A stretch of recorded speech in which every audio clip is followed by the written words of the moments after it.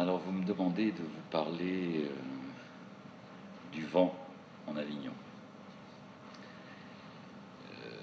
C'est un ennemi à la fois prévisible et imprévisible. C'est-à-dire que lorsqu'on monte un spectacle en plein air, ce qui quand même est le cas le plus fréquent au Festival d'Avignon, puisque les lieux sont plutôt des lieux de plein air, on se dit qu'à un moment ou un autre, soit pendant les répétitions, soit pendant les représentations, on aura le Mistral, la Tramontane, voilà. C'est un vent évidemment très spécifique au relief de la région, très connu, qui hante depuis très longtemps les habitants d'Avignon et qui explique parfois leur architecture autant que leur comportement.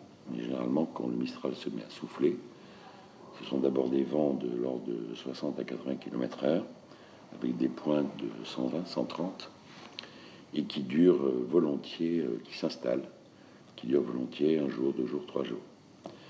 Alors, le Mistral rend fou. Comme les gens sont déjà fous à Avignon, c'est encore pire. Donc, que ce soit les critiques, les citoyens, les spectateurs, et surtout les metteurs en scène, évidemment, qui tous redoutent ce vent-là.